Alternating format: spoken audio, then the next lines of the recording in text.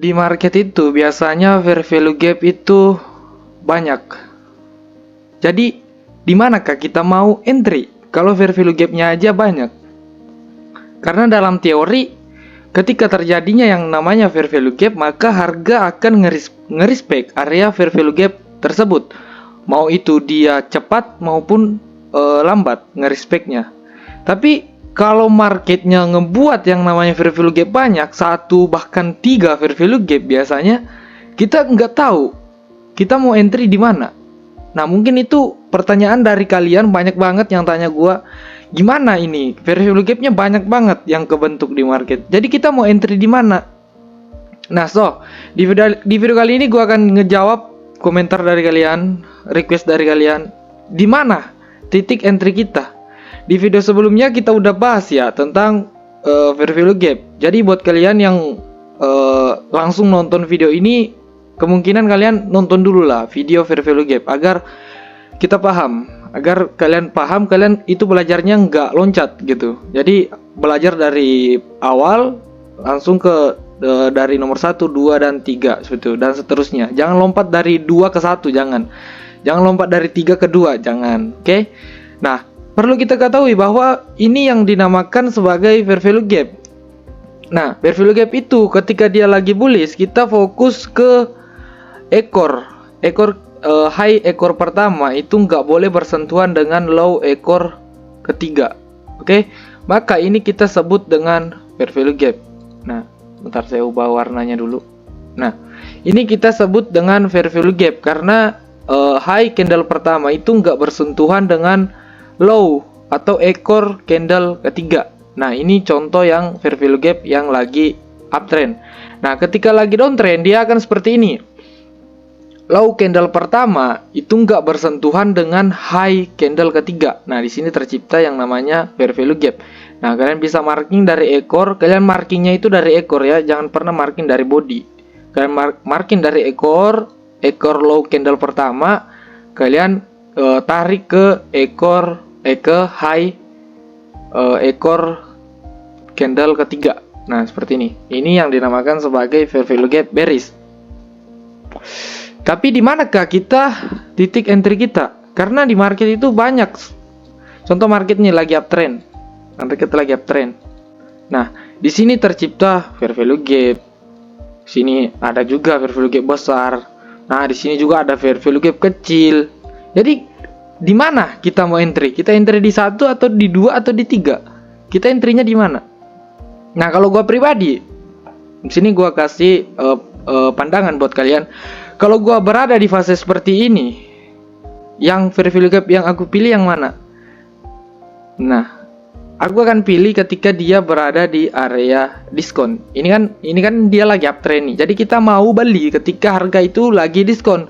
Jadi kita bisa kombinasi dengan yang namanya Fibonacci. Sini ada Fibonacci. Nah, kalian bisa ambil settingannya. Oke. Udah di screenshot. Saya kasih waktu 3 detik untuk screenshot. 1, 2, 3. Oke. Nah, gunanya Fibonacci itu apa? Nah, ketika kita udah menarik Fibonacci ini, yang di bawah 50% atau 0,5 itu area diskon. Yang di atas 0,5 itu area premium. Jadi kalau kita mau entry buy, kita akan entry ketika dia masuk ke area diskon di sini. Nah, di area diskon di bawah 0,5 di sini. Jadi kita kan ketika dia masuk di sini, nah contoh fair value gapnya ada di area sini, di area ini fair value gap, dan di area ini. Nah, ketika ada fair value gap di atas ini, kalian nggak usah ambil fair value gap yang di area premium di sini. No, jangan pernah ambil entry buy di area ini. Kalian tunggu fair value gap yang di bawah 0,5 ini. Seperti itu. Nah, kalian tunggu harga masuk di area diskon. Nah, begitupun dengan yang lagi kalau mau sell gitu. Kalau entry sell sama aja. Kalau market lagi turun seperti ini. Nah, kalian bisa tarik Fibonacci dari high ke low. Nah, contoh di sini ada fair value gap nih, ada fair value gap. Nah, di sini juga ada nih. Nah, dan ada fair value gap di sini. Nah, jadi kita mau entry di mana? Apakah di sini? Apakah di sini? Apakah di sini? Nah, ketika market lagi downtrend, kita akan jual ketika harganya lagi mahal, lagi premium. Harganya lagi mahal. Jadi, fair value gap yang di sini kalian hapus saja. Ini nggak ada gunanya. Nah, kita fokus di fair value gap yang ada di area atas 0,5%. Seperti itu. Jadi kalau ada fair value gap di sini, kalian nggak usah ambil. Nah, contoh nih, kalian ambil sell di sini. Ini di luar dari apa ya? Masa iya kita mau sell di area diskon? Nah, ketika kita mau sell, kita harus sell di area premium. Jadi kita harus sell di atas 0,5. Nah, seperti itu. Nah, oke. Gua harap kalian udah paham dengan ilustrasi ini. Nah, seperti ini. Dan kita lanjut di real marketnya. Kita lihat di market. Kita cari contohnya di sini. Saya nggak sempat cari contoh tadi, jadi kita bisa cari contoh bareng-bareng di sini. Nah, contoh seperti inilah. Jadi kita bisa lihat market itu turun, oke? Jadi kita bisa tarik dari high ke low. Nah, di manakah fair value gap-nya terbentuk? Di sini kalian bisa lihat. Sini ada fair value gap. Nah, ini ada fair value gap. Nah, di sini ada fair value gap lagi. Nah, jadi yang manakah kita mau ambil? Jadi kita ambil yang mana? Nah, otomatis yang di bawah 0,5 ini jangan diambil. Kan ini fair value gap-nya naik nih, melebihi area 0,5 ini. Nah, melebihi area 0,5.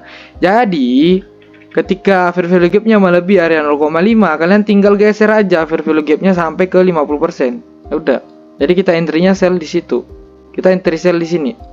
Kita entry sell di sini dengan SL di swing high. Sorry. Dengan SL di swing high dengan TP risk and reward 1:2 bisa. 1:2 dapat. Nah, 1:2. Oke. Seperti ini. Nah, ketika market lanjut lagi membuat yang namanya break of structure di sini, ya udah kita tinggal tarik lagi Fibonacci. Karena di sini banyak fair value gap yang terbentuk. Contoh seperti ini nih. Ini ada fair value gap. Nah, ini ada fair value gap. Nah, di sini ada fair value gap kecil. Jadi kita entry-nya di mana? Nah, bingung kan? Entry-nya di mana? Ya udah, kita tinggal tarik aja Fibonacci dari swing high. Mana sih swing high-nya ini? Ini swing high ke swing low. Nah, kita akan entry ketika di atas 50%, 0,5, di atas 0,5 karena kita mau sell. Jadi, ini fair value gap ini kita geser ke 50%-nya karena dia melebihi, fair value gap-nya lebih. Fair value gap-nya itu besar sampai dia masuk ke area 0,5. Nah, dia masuk ke area sini, jadi kita tinggal fair value gap-nya segini nih, lebar segini nih. Nah, kita tinggal geser dia sampai ke 50%. Ya udah, kita tinggal entry sell di sini. Yang di atas boleh. Kita bisa juga entry. Contoh nih seperti ini nih. Contoh seperti ini. Kalian sell di sini. Mana sih ini? Kalian sell di sini. Nah, SL kalian ketika kalian lihat bahwa kemungkinan fair value gap yang di atas ini akan di respect sama harga. Ya udah, kalian tinggal entry sell di sini. SL-nya itu sebelum. Ingat ya, SL-nya sebelum area fair value gap yang di atas. Jangan pernah kalian simpan SL segini, jangan lebar. Nah, sebelum SL kalian itu sebelum area fair value gap di atas. Jadi, ketika market contoh seperti ini nih, market naik, dia cuma turun sedikit dan break yang namanya atau mengenai SL kalian. Nah, kalian masih ada zona recovery di atas. Kalian masih ada zona satu lagi, kalian bisa entry sell lagi untuk recovery SL yang tadi. Seperti itu. Nah, itu untuk ketika menemukan 2 fair value gap bahkan 3 fair value gap di atas 50%. Tapi kebanyakan sih itu cuma 2 biasanya kebentuk. Nah, kalian bisa TP, kalian bisa entry di sini 1:2 dapat nih 1:2. Nah, ini untuk contoh yang lagi downtrend. Nah, kita contoh yang lagi uptrend. Kita cari yang mana uptrend nih. Uptrend. Nah, ini ada uptrend. Mana lagi nih? Ada lagi nggak yang uptrend? Saya nggak cari contohnya tadi. Nah, contoh seperti inilah. Ini lagi uptrend nih. Nah, market di sini buat yang namanya break of structure dan membuat yang namanya perubahan trend di sini, break of structure atau change of character. Jadi, kita bisa tarik Fibonacci dari low ke high. Nah, di manakah kita mau entry? Gak mungkin dong. Kita mau entry sell di sini, kita mau entry buy di sini. Masa ya kita entry buy di area premium? Gak boleh dong. Kalian entry buy SL, ya kan? Nah, di sini ada fair value gap lagi kecil nih. Kalian entry buy lagi, SL lagi. Seperti itu. Jadi, kalau kalian menemukan fair value gap, kalau contoh nih kita mau buy nih, kalau kalian menemukan fair value gapnya di area premium, di area atas 0,5, jangan diambil. Jangan diambil. Kalau memang nih contoh nih dia diambil nih, yang di sini diambil dan dia langsung naik, ya udah, nggak apa-apa. Karena kita entry sesuai setup kita, sesuai peraturan kita, seperti itu. Market pun apa ya, dia mau ke sini mau ke sini kita nggak tahu. Jadi kita hanya entry sesuai dengan rules-nya, sesuai dengan trading plan-nya. Jadi kalau fair value gap nih di atas 0,5 di sini nggak usah diambil, nggak usah. Kalian nggak usah ambil, hapus saja. Kalian tinggal cari fair value gap yang di bawah 0,5 karena kita mau buy posisi. Seperti itu. Nah, kita bisa lihat nih, di sini ada fair value gap sangat kecil nih di sini, 1. Dan di sini kita bisa lihat ada fair value gap. Nah, di manakah market titik mantulnya? Di manakah? Di bawah 0,5 karena ini adalah area diskon. Jadi kebanyakan orang mau beli di area sini. Nggak mungkin orang beli di area premium. Nah, seperti itu. Itu logikanya.